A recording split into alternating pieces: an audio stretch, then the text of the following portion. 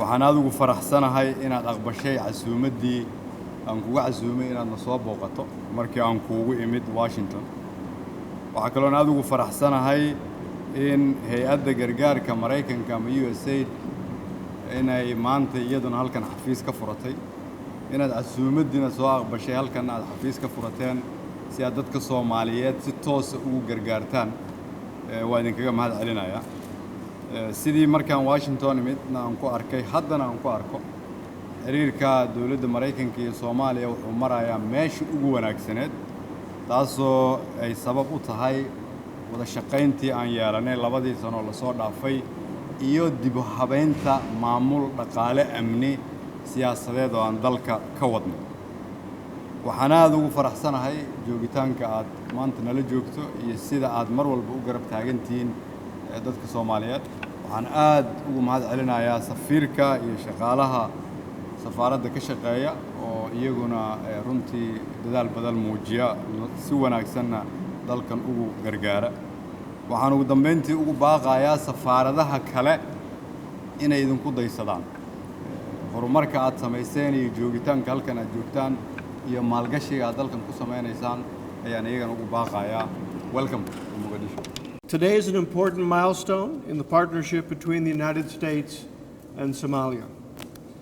Just hours ago, I formally opened a new USAID mission here in Mogadishu. This is the first USAID mission in Somalia in nearly 30 years. This inauguration is not only a symbol of the strengthening ties between our two countries, but it is also a symbol of Somalia's progress. We open this mission because the people of Somalia and the leadership of Somalia have shown a commitment to pursuing a more citizen-centered, more resilient, and more self-reliant future. And at USAID, when we find leaders who are willing to take on the tough choices and the reforms that are necessary to pursue self-reliance, then we want to walk with them along the way. And that is what opening a mission is all about.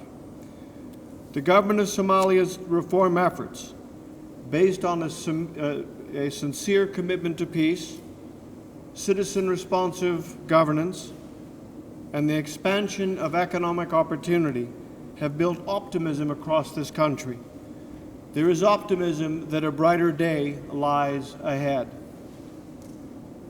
I am delighted to be part of today's special ceremonies, and I am hopeful that this small step that we have taken will continue to build this positive momentum and preserve hard-won development gains. Of course, it is the people of Somalia who also deserve credit for the progress that we are seeing. Earlier today, I attended a trade symposium showcasing small businesses here in Somalia that are supported by USAID. It was at that session, that symposium, that I caught a small glimpse of Somalia's vibrant private sector and the future that can be. I met young Somali women, engineers, who are involved in the energy sector and who are working on renewable energy. They were excited about the possibilities, and they were inspirational to me. I met men and women who were involved in the fishing sector, and they were proud to show me their very big mahi-mahi and kingfish and tuna, and they were talking about the possibilities if they can only have access to larger markets. Those are steps that we look forward to supporting. Those are businessmen and businesswomen with whom we look forward to working. Despite a difficult operating environment, these resilient business leaders, they're still finding ways to succeed. USAID is proud to partner with them to help them build capacity, to expand their businesses, while at the same time creating more jobs for the people of Somalia. There is much to be optimistic about.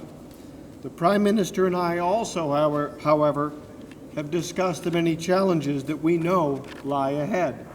And those challenges are not simply related to security.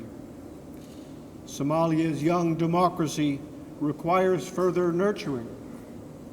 The upcoming elections are a historic opportunity to enshrine the principles of democracy and to bring true representative government into play, not just for now, but for the generations to come. This includes free and fair elections and the peaceful transition of power.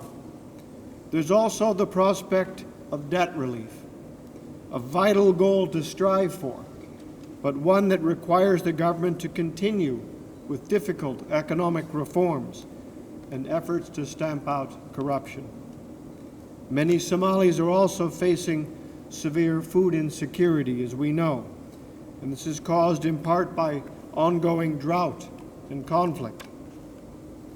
In response to this alarming food insecurity, today I am announcing $185 million in humanitarian assistance here to provide life-saving food, water, and health care to Somalis in need. As the world's largest provider of humanitarian aid to Somalia, we are proud to stand with them and their leaders in this time of need. But we are even more excited about working with the government to build resilience so that Somalia can one day better withstand future shocks on its own. Clearly, Somalia faces a number of obstacles. The road ahead is not an easy one, and there will be more difficult choices that must be made. But the foundation for a brighter Somalia is clearly being built. And today, with the opening of this mission, after 3 decades away, we have taken together, I think, another important step forward. Mr. Prime Minister, it is an honor to be here. The United States will continue to stand with you and to work with you and the Somali people towards a more stable, democratic, and yes, prosperous